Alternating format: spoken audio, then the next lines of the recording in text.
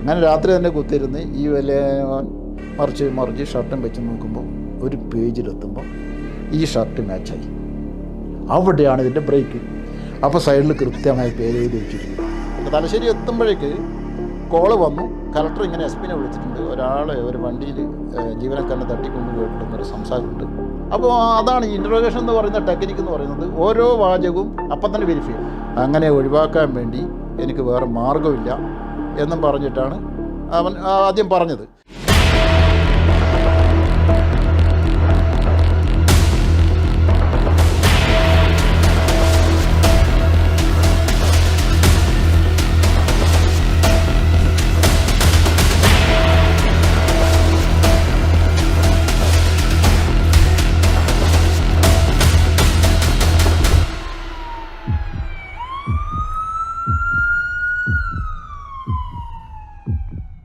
Kannur vision charge ഷീറ്റിലേക്ക് പ്രിയ പ്രേക്ഷകർക്ക് സ്നേഹപൂർവ്വം സ്വാഗതം. ചാർജ് ഷീറ്റ് ഒരു യുവാവിൻ്റെ കൊലപാതകത്തിലൂടെ സഞ്ചരിക്കുകയാണ്. അക്രമ രാഷ്ട്രീയം കൊടികുത്തി വാഴുന്ന കാലം. അന്ന് വിചിത്രമായ ഒരു കൊലപാതകം തലശ്ശേരിയിൽ നടക്കുകയാണ്. തലശ്ശേരിക്കടുത്ത ഒരു ഗ്രാമപ്രദേശമാണ് എരഞ്ഞോളി. എരഞ്ഞോളിയിൽ കുണ്ടൂർ മല എന്നൊരു പ്രദേശമുണ്ട്. ഇന്നവിടെ എൻജിനീയറിംഗ് കോളേജ് ഉണ്ട്, ആർട്സ് കോളേജ് ഉണ്ട്, ഒത്തിരി സർക്കാർ സ്ഥാപനങ്ങളൊക്കെ ഉണ്ട്. കുണ്ടൂർ മലയിലെ എൻജിനീയറിംഗ് കോളേജിനോട് ചേർന്നുള്ള കശുമാവിൻ തോട്ടത്തിൽ ഒരു യുവാവിനെ കൊല്ലപ്പെട്ട നിലയിൽ കാണപ്പെടുന്നു. രാഷ്ട്രീയ കൊലപാതകങ്ങൾക്ക് പേരുകേട്ട മണ്ണ് ആ നാട് അങ്ങനെ ആയതുകൊണ്ട് അന്നത്തെ കാലത്ത് ആദ്യം അത് ഒരു രാഷ്ട്രീയ കൊലപാതകമാണെന്ന് സംശയമുയർന്നു. പിന്നെ ജനനേന്ദ്രിയം മുറിക്കപ്പെട്ടത് കണ്ടപ്പോൾ രാഷ്ട്രീയ കൊലപാതകത്തിന് അങ്ങനെ ഒരു സാധ്യതയില്ല. 10, 25, 30, 37, 50, 51 വെട്ടി മനുഷ്യരെ കൊല്ലുമെങ്കിലും ജനനേന്ദ്രിയം കട്ട് ചെയ്ത ഒരു സ്വഭാവം കൊലപാതക രാഷ്ട്രീയത്തിൻ്റെ ചരിത്രത്തിൽ ഇല്ല. അതുകൊണ്ട് തന്നെ അത് രാഷ്ട്രീയ കൊലപാതകമല്ല എന്നൊരു തോന്നൽ. ഭയന്നു വിറച്ച ആ കേസിൻ്റെ നാൾവഴിയിലേക്ക് ആ കേസിൻ്റെ അന്വേഷണ ഉദ്യോഗസ്ഥനായ പി സുകുമാരൻ, റിട്ടയർഡ് ഡിവൈഎസ്പി, സഞ്ചരിക്കുകയാണ്. പ്രേക്ഷകരെ, ഇത്ര വലിയ ആമുഖം ഇനിയും പറഞ്ഞാൽ തീരാത്തത്ര ഇതിലുണ്ട്. എങ്ങനെയാണ് ആ ഒരു പെൺകുട്ടിയും രക്ഷിതാക്കളും ഇതിനകത്ത് പ്രതിസ്ഥാനത്തേക്ക് വരുന്നത്? എന്തിൻ്റെയൊക്കെ അടിസ്ഥാനത്തിലാണ് പറയുന്നത്? എങ്ങനെ കൊലപാതകം നടന്നു എന്നാണ് അപ്പോഴത്തെ ഒരു കണ്ടെത്തൽ? കുട്ടിയുടെ അച്ഛൻ ഇവളുടെ പ്രണയം അറിഞ്ഞു. ഇങ്ങനെ ഈ മരണപ്പെട്ട അയാളുമായിട്ട് കുട്ടിക്ക് എൻ്റെ മോൾക്ക് അടുപ്പാണെന്ന് അച്ഛൻ അറിഞ്ഞു, വീട്ടുകാരറിഞ്ഞു. അപ്പോൾ അത് ഒഴിവാക്കാൻ വേണ്ടി അച്ഛൻ പലപ്പോഴും ഈ മകളോട് പറഞ്ഞിട്ടുണ്ട്. പക്ഷേ അതൊന്നും ഈ മകൾ കൂട്ടാക്കിയില്ല. ഈ മരണപ്പെട്ട ഈ വ്യക്തിയുമായിട്ട് നല്ല അടുപ്പാണെന്ന് അച്ഛൻ മനസ്സിലാക്കുന്നു. അപ്പോൾ അയാൾക്കത് ഒഴിവാക്കണം എന്നൊരാഗ്രഹം ഉണ്ടായി എന്നാണ് ഇന്ന് മനസ്സിലാകുന്നത്. അയാൾക്കത് ഇഷ്ടമല്ല. അപ്പോൾ അതിൻ്റെ പേരിലാണ് ഇവനെ വിളിച്ചു വരുത്തി ആ സ്ഥലത്ത് വെച്ചിട്ട് ഈ കൊലപാതകം നടത്തുന്നെന്ന് ഒരു സംശയം ഇവരിലേക്ക് വരുന്നത്, ഈ കുടുംബത്തിലേക്ക്. അപ്പോൾ കുടുംബത്തിൽ ആരൊക്കെ സഹായിച്ചു ഇതിന് വേണ്ടി എന്നുള്ളത് പിന്നീട് തുടർന്ന് അന്വേഷണം നടത്തേണ്ടതുണ്ട്. പക്ഷേ ആദ്യം എത്തിയിരിക്കുന്നത് അച്ഛൻ കുടുംബം ഇവനെ വിളിച്ചു വരുത്തി ഈ കൃത്യം നടത്തി അവിടെ വെച്ച് കൃത്യം നടത്തി എന്നാണ് ഈ അന്വേഷണത്തിൽ നമ്മൾ ഇപ്പോൾ എത്തിപ്പെടാൻ മേലുദ്യോഗസ്ഥന്മാരും, അത് മേലുദ്യോഗസ്ഥന്മാരെന്ന് പറഞ്ഞാൽ ഉന്നത ഉദ്യോഗസ്ഥന്മാർ തന്നെ അതങ്ങനെയാണ് എന്ന് എത്തിച്ചേരാൻ വേണ്ടി ഒരു തീരുമാനമെടുത്തത്. അപ്പോൾ അപ്പോഴും ഞങ്ങൾക്ക് ഈ തെളിവുകൾ പൂർണ്ണമായി ഒത്തുവരുന്നില്ല. നമ്മൾക്ക് അങ്ങനെ അത് ഒരു വലിയൊരു സംഭവമാണ്, വളരെ കിരാതമായ സംഭവമാണ്, വളരെ നികൃഷ്ടമായ സംഭവം. അങ്ങനെ ഒരു കുടുംബത്തെ നമ്മൾ കയറ്റി വെക്കുമ്പോഴുള്ള നമ്മളെ മനസാക്ഷി കുത്തുവതൊക്കെ വരാൻ സാധ്യതയുണ്ട്. അപ്പോൾ നമ്മൾ പറഞ്ഞു, അന്വേഷണം സാർ അത് തുടർന്ന് നടത്താം, നമ്മൾക്ക് ഒരു സമയം തരണം.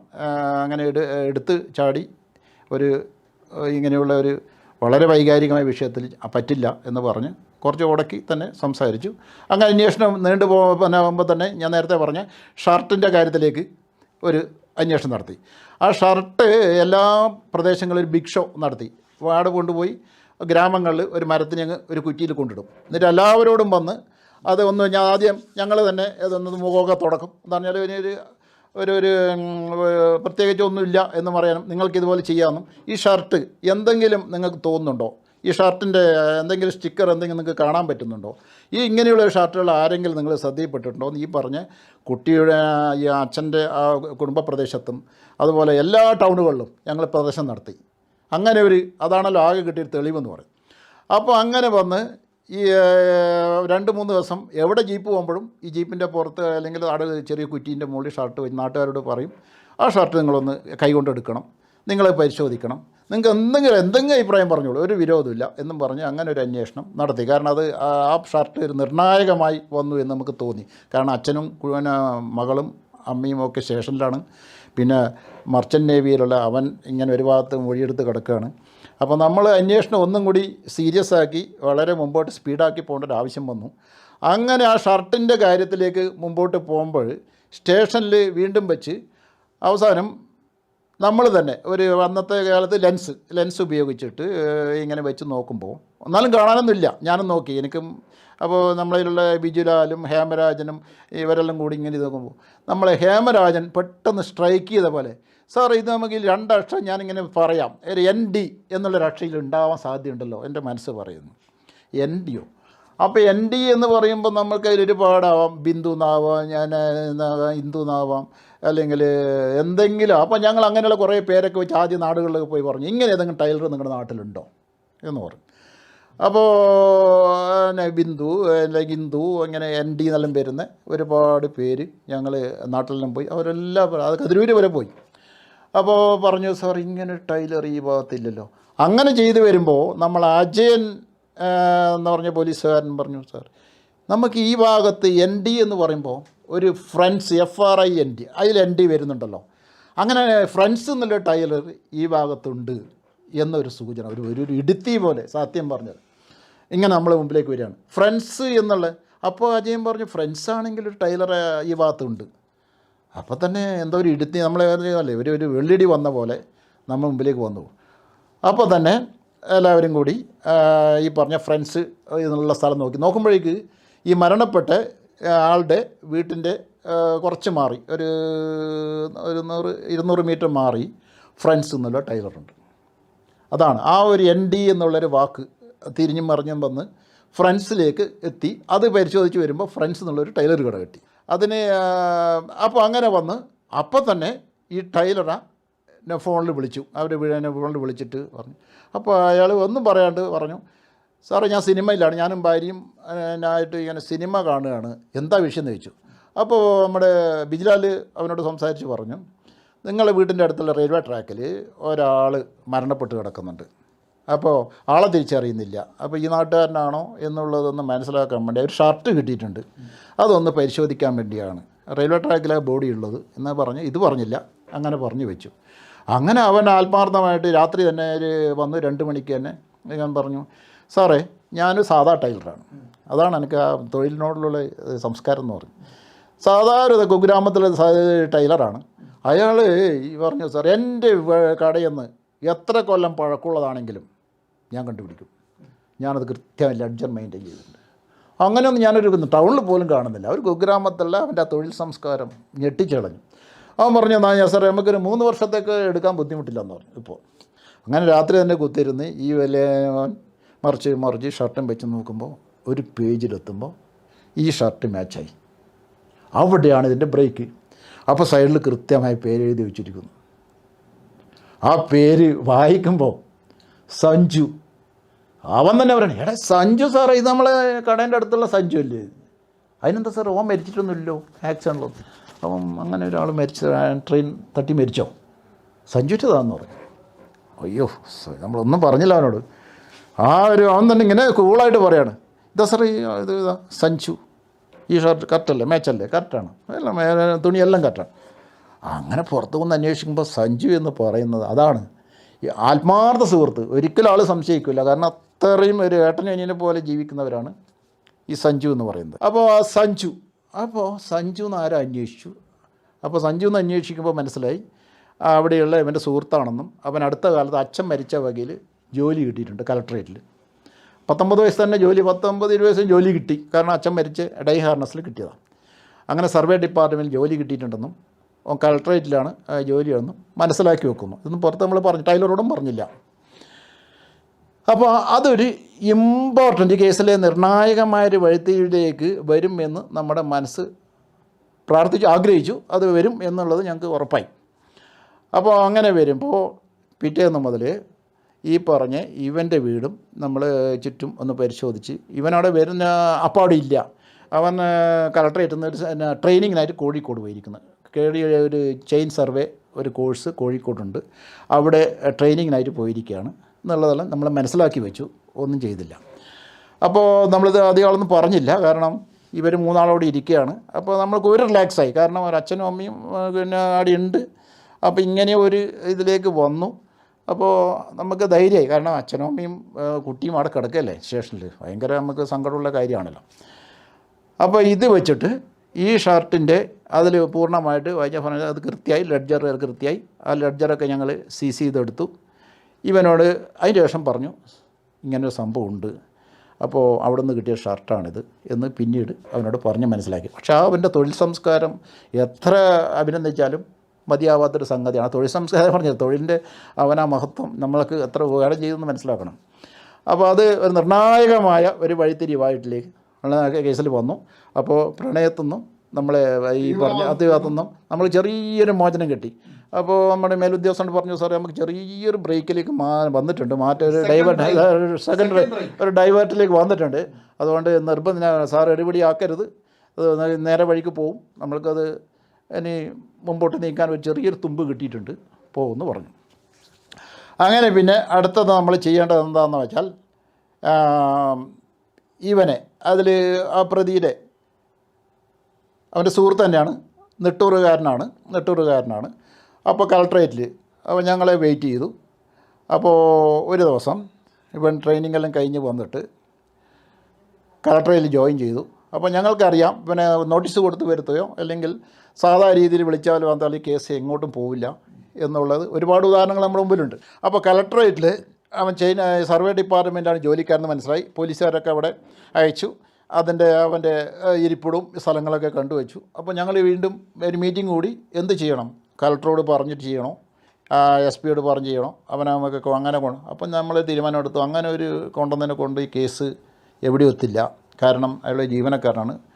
അപ്പോൾ ആ കേസിൽ പിന്നെ നമുക്ക് മുമ്പോട്ട് പോകാനും പറ്റില്ല. അപ്പോൾ നമ്മൾ ആരും അറിയാതെ നമ്മുടെ കേസിൻ്റെ ആവശ്യത്തിലേക്ക് അവനെ കസ്റ്റഡിയിൽ കിട്ടിയേ പറ്റൂ. അതിനുള്ള തന്ത്രങ്ങൾ ആസൂത്രണം ചെയ്തു. അങ്ങനെ ഒരു ഒമിനി വാൻ സത്യബദ്ധമായി പറയാം എന്ന് പറഞ്ഞാൽ ഇതിലൊന്നും ഒരു സത്യത്തിന് വേണ്ടിയുള്ള ചില ലൊട്ടിലൊടുക്ക് വിദ്യകളാണ്, എളുപ്പ വഴികളാണ്, അതിൽ കള്ളത്തരമൊന്നുമില്ല. ഒരു ഒമിനി വാൻ വാടകയ്ക്കെടുത്തു. ആ ഒമിനി വാനുമായി കളക്ട്രേറ്റിൽ പോയി അവിടെ ഇരുന്നു. അപ്പോൾ നേരെ അയാളെ ഓഫീസിൽ പോയിട്ട് ഇങ്ങനെ ഇയാളെ സാന്നിധ്യം ചോദിച്ചു. അപ്പോൾ പറഞ്ഞു ചായ കുടിക്കാൻ പോയിട്ടുണ്ട് ക്യാൻറ്റീനിലേക്ക് എന്ന് പറഞ്ഞു. അപ്പോൾ ഞാൻ അങ്ങനെ നേരെ ക്യാൻറ്റീനിൽ പോയി ആ ചായ കുടിച്ച് വരുന്നതായി വരെ വെയിറ്റ് ചെയ്തു. അവൻ വരുന്നത് കണ്ടു. അപ്പോൾ മല്ലേ നമ്മുടെ പോലീസുകാർ പോയി, ഒന്ന് സംസാരിക്കാനുണ്ട്, ഒന്ന് കൂടെ വരണം എന്ന് പറഞ്ഞു. അപ്പോൾ വണ്ടിയുടെ അടുത്തേക്ക് വന്നു. വണ്ടിയുടെ അടുത്തിട്ട് പറഞ്ഞു നിങ്ങൾ വണ്ടിയിൽ കയറണം, നമുക്കൊരു ചെറിയൊരു ആവശ്യം സംസാരിക്കും. അപ്പോൾ പറഞ്ഞു കളക്ടറോട് ചോദിക്കണം എന്ന് പറഞ്ഞു. അപ്പോൾ പിന്നെ ഞങ്ങൾക്ക് രക്ഷയില്ല. ഞങ്ങൾ കളക്ടർ നമ്മുടെ 3-4 പോലീസുകാരുണ്ടല്ലോ, ചെറിയൊരു ബലം പിന്നെ വണ്ടിയുടെ ഉള്ളിലേക്ക് എത്തി. സെക്കൻഡ് വെച്ചിട്ട് മാരുതി വാൻ്റെ ഉള്ളിലേക്ക് എത്തി. അപ്പോൾ ഒരു ചെറിയ ബലപ്രയോഗം നടത്തി, ആരും അറിയാതെ തന്നെ എത്തി. എന്നാലും ആരോ കണ്ടിട്ടുണ്ടാവാം, അല്ലെങ്കിൽ അങ്ങനെ ഞങ്ങൾ പിന്നെ തലശ്ശേരി എത്തിയിട്ട് അപ്പം തന്നെ നമ്മൾ തീരുമാനം എടുത്തു. തലശ്ശേരി എത്തുമ്പോഴേക്ക് കോള് വന്നു, കളക്ടർ ഇങ്ങനെ SP നെ വിളിച്ചിട്ടുണ്ട്, ഒരാളെ ഒരു വണ്ടിയിൽ ജീവനക്കാരനെ തട്ടിക്കൊണ്ടുപോയിട്ടുണ്ടെന്നൊരു സംസാരമുണ്ട് എന്ന്. അപ്പോൾ അങ്ങനെ എല്ലാ സ്റ്റേഷനിലേക്ക് വിവരം കൊടുത്ത്. അപ്പോൾ നമുക്ക് വിവരം കിട്ടി. അപ്പോൾ തന്നെ ഞാൻ വിവരം ഇങ്ങനെ വരുമ്പോൾ തന്നെ മെസ്സേജ് വരുമ്പോൾ തന്നെ നമ്മൾ ഞാനും പോലീസുകാരും തീരുമാനം എടുത്തു, ഇതിവിടെയും പറ്റില്ല. അങ്ങനെ മൂപ്പരെ വളരെ രഹസ്യമായ സ്ഥലത്തേക്ക് ഞങ്ങളെ കൊണ്ടുപോയി, ജയിലിലേക്ക് പുറത്ത് പോയി. അപ്പോൾ SP വിളിച്ചു. അപ്പോൾ SP യോട് പറഞ്ഞു, സാറേ അത് ഞാൻ തുറന്ന് പറഞ്ഞു, അത് ഹാൻഡിൽ ചെയ്തോളാം, വേറെ പ്രശ്നങ്ങളൊന്നുമില്ല, സംഗതി ശരിയാണ്, ഒരാളെ കൊണ്ടുവരേണ്ടി വന്നിട്ടുണ്ട്. അപ്പോൾ എന്താണെന്ന് ചോദിച്ചു. അപ്പോൾ ഈ കേസിലേക്കാന്ന് പറയുമ്പോൾ മൂപ്പര് അങ്ങോട്ട് പറയാണ്, പ്രതികൾ കസ്റ്റഡിയിലുണ്ടല്ലോ എന്നൊരു സൂചന. അപ്പോൾ പറഞ്ഞു, അല്ല സാറേ നമുക്കിത് വലിയൊരു തുമ്പാണ് കിട്ടിയിരിക്കുന്നത്, അത് നമുക്ക് വിജയിപ്പിച്ചേ പറ്റൂ ഇനി, അതുകൊണ്ട് എൻ്റെ കയ്യിലുണ്ട്. അപ്പോൾ അത് സാറ് എന്നെ പറഞ്ഞോളൂ ധൈര്യമായിട്ട്, പക്ഷേ അതെവിടെയുള്ളതെന്ന് ഞാൻ ഇപ്പോൾ പറയാൻ തയ്യാറില്ലെന്ന് പറഞ്ഞു. അങ്ങനെ SP യോട് അങ്ങനെ പറയാൻ പറ്റുമോ? പക്ഷേ ചില കാര്യങ്ങൾ അങ്ങനെ ഒരു സ്നേഹപൂർവ്വം ധിക്കാരം ചെയ്യുന്നത് പല കേസുകൾ ഗുണം ചെയ്യുന്നതായിട്ടാണ്. കാരണം നമ്മളെ നല്ലൊരു തീരുമാനം എടുക്കാൻ വേണ്ടി മറ്റുള്ളവർ പല ആളും പറയുമ്പോൾ നമുക്ക് അങ്ങനെ ഒരു സ്നേഹത്തോടു കൂടിയൊരു ധിക്കാരമെല്ലാം ആവശ്യമാണ് സത്യസന്ധതയിലേക്ക് എത്താൻ വേണ്ടി. അവിടെ വെച്ചിട്ട് വളരെ ഞാൻ പറഞ്ഞു ആർട്ട് ഓഫ് ഇൻട്രോഗേഷൻ അത് ആണ് കേസിൻ്റെ നിർണായകം എന്ന് വിശ്വസിക്കുന്ന വ്യക്തിയാണ് ഞാൻ. ആ ആർട്ട് ഓഫ് ഇൻട്രോഗേഷൻ അതിൽ കണ്ടു. നല്ലൊരു വളരെ സ്ട്രോങ് ആയിട്ടുള്ള സ്റ്റബൺ ആയിട്ടുള്ളൊരു പേഴ്സണാണ് ഇവൻ. മൈൻഡ് ബ്രേക്ക് ചെയ്യാൻ ഭയങ്കര ബുദ്ധിമുട്ടാണ് വളരെ. അവൻ പറഞ്ഞു എൻ്റെ സുഹൃത്താണ്, ശരിയാണ്, ഞങ്ങൾ അത്ര ആത്മാർത്ഥമുള്ളവരാണ്, ഞാൻ അങ്ങനെ സാർ അങ്ങനെ ഇങ്ങനെ എന്നെല്ലാം പറഞ്ഞ് നിന്നു. അവസാനം ഒരു വൈകുന്നേരം രാവിലെ വൈകുന്നേരം ഒരു 8 മണിയാകുമ്പോഴേക്ക് ചെറിയൊരു ബ്രേക്ക് വന്നു, ഇറങ്ങി. അതാ ബ്രേക്കാണ്. അപ്പോൾ എന്തിനാണ് അത് അങ്ങനെ ആ ബ്രേക്ക് അവൻ പറഞ്ഞത്, എന്തിനാണെന്ന് വീണ്ടും പറഞ്ഞത് അവൻ ഇങ്ങനെയാണ് പറഞ്ഞത്. ആദ്യം അതായത് ഇവൻ എനിക്കൊരു ബാധ്യതയാണ്, കാരണം ഞങ്ങളിങ്ങനെ വളരെ സ്നേഹത്തിലാണ് എല്ലാമാണ്, പക്ഷേ എനിക്കിപ്പോൾ ഒരു ജോലി കിട്ടി, ഇനി എനിക്ക് ഇന്നൊക്കെ മാറണം എന്ന് ആഗ്രഹമുണ്ട്. ആദ്യം പറഞ്ഞാണ്, പക്ഷേ അതല്ല സത്യം. ഇങ്ങനെ മാറണമെന്നുണ്ട്, എൻ്റെ പോക്കറ്റിൽ നിന്ന് പൈസ എടുക്കും. അതായത് ഒരു ഭാര്യ എന്ന പോലെ എന്നോട് പെരുമാറുന്ന രീതി വന്നു. ഒരു ഭാര്യൻ്റെ പോക്കറ്റിൽ നിന്ന് പൈസ എടുക്കും, എന്നെ അറിയാതെ. എൻ്റെ എല്ലാ സ്വാതന്ത്ര്യം അയാൾ. അല്ല, നിങ്ങൾ അങ്ങനെ ഒരു ബ്രേക്കിലേക്ക് ഇവനെ എങ്ങനെ എത്തിച്ചു എന്നുള്ളതാണ്. എത്തിച്ചു പറഞ്ഞാൽ ഇൻട്രോഗേഷൻ്റെ ടെക്നിക്കാണ്, മുഖാമുഖമുള്ള ഇൻട്രോഗേഷൻ ടെക്നിക്ക് ആണ് അതിൽ വിജയിച്ചത്. ബാക്കി എല്ലാം സയൻറ്റിഫിക്കും നമ്മൾക്ക് ഒന്നുമില്ലായിരുന്നു. ഒരു തെളിവ് മുഖാമുഖം എന്ന് പറഞ്ഞു കഴിഞ്ഞാൽ ആളുകളുടെ മനസ്സിൽ നേരെ പോവുക മൂന്നാം മുറയാണ്. അങ്ങനെയല്ല, നമ്മൾ വളരെ കഷ്ടപ്പെട്ട് തന്നെ കുത്തിയിരുന്ന് ഓരോ ഇഞ്ച് ഒരു നിമിഷം പോലും പാഴാക്കാതെ അവനോട് എല്ലാ കാര്യങ്ങളും ചോദിച്ച് നിരന്തരമായ ചോദ്യങ്ങളിൽ വരുന്ന വ്യത്യാസങ്ങൾ കുറിച്ച് വെച്ച് വീണ്ടും ഒരു ഉദാഹരണം പറയാം. നിങ്ങൾ രാവിലെ എന്താണ് കഴിച്ചത്? അപ്പോൾ പറയും ഞാൻ ഇഡലിയും കടലക്കറിയാന്ന് പറഞ്ഞു. ഒരു എക്സാമ്പിൾ. നമ്മൾ ആ സെക്കൻഡ് വെച്ച് ഒരാൾ പോലീസുകാരനെ വീട്ടിലേക്ക് അയക്കുന്നു. അപ്പോൾ വീട്ടിൽ നിന്ന് വരുന്ന ഉത്തരം, ഇന്നലെ ഞങ്ങൾ ഇഡലി ആക്കിയില്ലല്ലോ, ദോശ ചെയ്യലാണല്ലോ. അത് വലിയൊരു നിർണായകമാണ്. ഈ ചെറിയ കാര്യം നമ്മൾ കേസ് എന്ത് ബന്ധമുണ്ടോ എന്ന് ചിലപ്പോൾ തോന്നിപ്പോവും. അപ്പോൾ വീട്ടിൽ നിന്ന് പറയാണ് ദോശയും ചമ്മന്തി ആയിരുന്നല്ലോ ഇന്നലെ ആയിരുന്നത്. അപ്പോൾ ഇവൻ പറഞ്ഞത് തെറ്റി. എന്തിന് തെറ്റിച്ചു എന്നുള്ളതാണ് അതിൻ്റെ ചോദ്യം. അപ്പോൾ അവൻ അന്നാടി ഉണ്ടായിട്ടില്ല എന്നുള്ളതിൻ്റെ ഒരു സൂചനയാണ് ഈ ഒരു ബ്രേക്ക്. ഓൻ അന്നാ വീട്ടിൽ നിന്ന് ചായ കുടിച്ചിട്ടില്ല.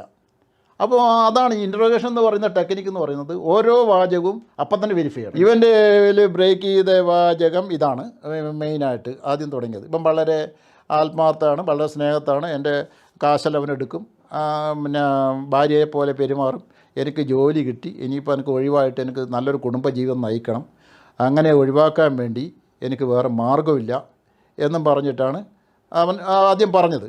പക്ഷേ പിന്നീടാണത് മനസ്സിലായത് അങ്ങനെയല്ല. അതിൻ്റെ തിരിച്ചൊരു സാധ്യതകളാണ് വന്നത്. കാരണം ഇവനില്ലാത്ത സമയത്ത് ഈ പറഞ്ഞ് മരണപ്പെട്ട ആൾ വേറൊരാളുടെ കൂടെ സഞ്ചരിക്കുന്നത് ഇവൻ മനസ്സിലാക്കുന്നു. അപ്പോൾ ഈ സ്വവർഗാനുരാഗത്തിൽ ഇതിൻ്റെ തീഷ്ണത എന്ന് പറയുന്നത് സയൻസിൽ പറയുന്നത് മറ്റ് സെക്ഷൽ കോണ്ടാക്റ്റിനെക്കാട്ടും തീവ്രമാണ്, പെർവേർഷൻ. അപ്പോൾ ഇവനത് സഹിച്ചില്ല. ഇവനെ ബന്ധം വിട്ട് വേറൊരാളുമായി സഹകരിക്കുന്നുണ്ടോ എന്നൊരു സംശയം ഇവൻ്റെ മനസ്സിൽ കുടുങ്ങി. അല്ലാതെ ഇവനെ ഇവൻ അമിത സ്വാതന്ത്ര്യം എടുക്കുന്നു എന്ന് പറഞ്ഞാൽ തെറ്റായിരുന്നു. അപ്പോൾ അവൻ ഇങ്ങനെ വേറൊരാളായിട്ട്, അതാണ് ഈ മർച്ചൻ്റ് നേവി ആയിട്ട് പറഞ്ഞത്, അയാൾ ഷട്ടിൽ കളിക്കാൻ പോകുന്നു, അവിടെ ദിവസം പോകുന്നു എന്നുള്ളതൊക്കെ ഇവന് വിവരം കിട്ടി. അത് ഇവന് സഹിച്ചില്ല. ഇവൻ്റെ ഈ അനുരാഗത്തിൻ്റെ ഈ തീഷ്ണത കൊണ്ട് സഹിച്ചില്ല.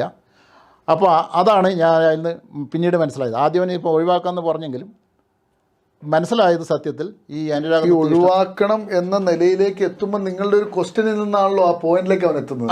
അതെന്താണെന്ന് ഓർമ്മയുണ്ട്? എന്ത് ചോദിക്കുമ്പോഴാണ് അവൻ ബ്രേക്ക് ചെയ്യുന്നതെന്ന് നിങ്ങൾക്ക് ഓർമ്മ കിട്ടുന്നുണ്ട്? നിങ്ങൾ ഈ ഭക്ഷണം കഴിക്കുന്ന കാര്യം പറഞ്ഞതുപോലെ തന്നെ എവിടെയാണ് ട്വിസ്റ്റ്? അത് ട്വിസ്റ്റ് ഇതാണ്. ഇവൻ്റെ വീടും ഏകദേശം അടുത്തടുത്താണ്. അവർ സ്ഥിരമായിട്ടും ഭാര്യാഭർത്താക്കന്മാരെ പോലെ പലപ്പോഴും ജീവിക്കുന്ന ഒരാളാണ് ഇവൻ. അപ്പോൾ ഇവനെ കുറേ ദിവസം കാണുന്നില്ല. ഇവൻ്റെ കൂടെ ഉണ്ടായിട്ടില്ല. ഇവൻ ട്രെയിനിങ്ങിന് പോയ സമയത്താണ്, ആണെന്ന് തോന്നുന്നു. അപ്പോൾ ഇവൻ ദിവസം അന്വേഷിക്കും. അപ്പോൾ ഈ മർച്ചൻ്റ് നേവിയായിട്ട് ഇവന് അവിടെയുള്ള ഒരാളുമായിട്ട് നല്ലൊരു ബന്ധമുണ്ട് എന്ന് പറയുന്നുണ്ടല്ലോ എന്ന് നമ്മൾ ചോദിച്ചിരുന്നു. ഇങ്ങനെ നിങ്ങൾ എല്ലാ സമയത്ത് വേറൊരാളുമായിട്ടെല്ലാം. അത് അവന് വളരെ സ്ട്രൈക്ക് ചെയ്തു, വളരെ ഇമോഷണലായി.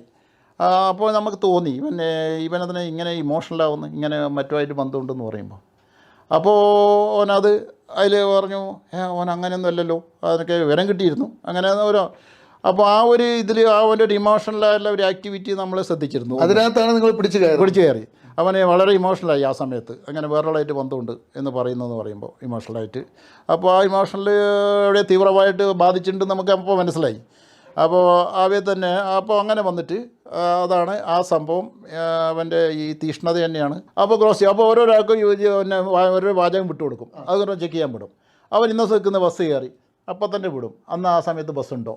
അപ്പോൾ ആ ബസ്സിലെ കണ്ടക്ടറോട് ചോദിക്കും ഇങ്ങനെ ആരെങ്കിലും ഇന്ന സ്ഥലത്ത് ഇറങ്ങിയിട്ടുണ്ടോ.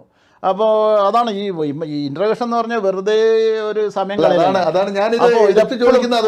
ഇൻട്രോഗേഷൻ ആർട്ട് ഓഫ് ഇൻട്രോഗേഷൻ ഭയങ്കര സംഭവമാണ്, ഭയങ്കര.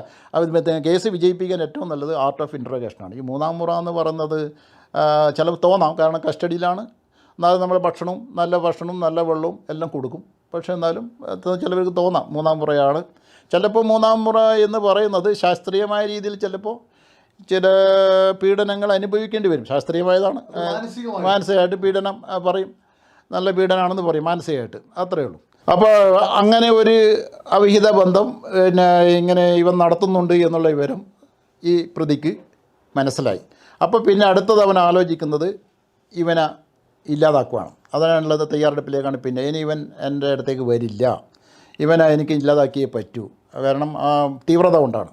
വേറൊരാൾ ഇവനെ വായി അഴുക്കുന്നത് ഇവന് ഇഷ്ടമായില്ല, അതുകൊണ്ട്. അപ്പോൾ അതിനുള്ള ആസൂത്രമാണ് പിന്നീട് അവൻ ചെയ്യുന്നത്. അതിനവൻ ഭീഷണിക്കത്ത് എഴുതുന്നുണ്ട്.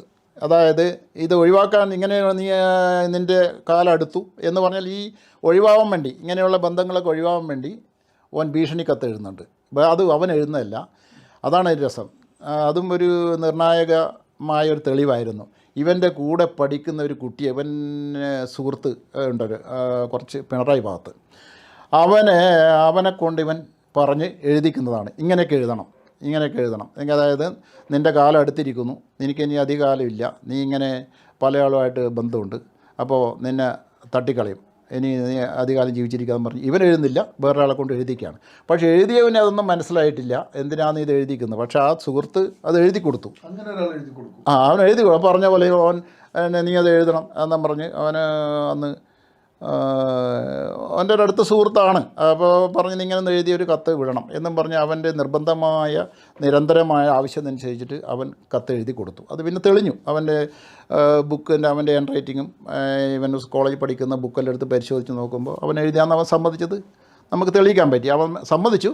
പക്ഷേ അത് അല്ല, കത്തെഴുതുന്നവരും ഈ പ്രതിയും തമ്മിലുള്ള ഒരു സൗഹൃദം എങ്ങനെയാണ്? അങ്ങനെ ഒരു കത്ത് എഴുതി കൊടുക്കണമെങ്കിൽ അവർ തമ്മിലുള്ള സൗഹൃദത്തിന് വേറെ എന്തെങ്കിലും ആഴം ഉണ്ടായിരുന്നു?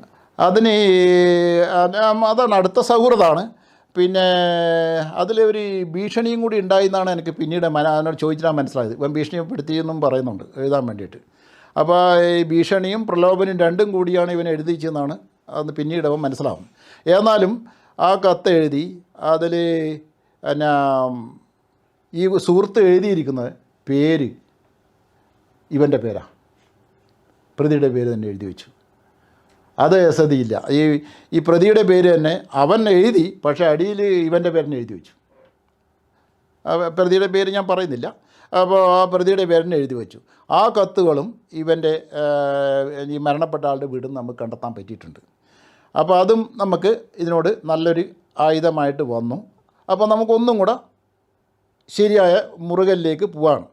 അപ്പോൾ നമ്മൾ ഈ സമയത്ത് ഈ മൊഴി ഈ ഇൻട്രോഗേഷൻ ചെയ്യുന്ന സമയത്തൊക്കെ വൈകുന്നേരം ആകുമ്പോഴേക്ക് അവനാകെ തളർന്ന് വരണ്ട് പോയി.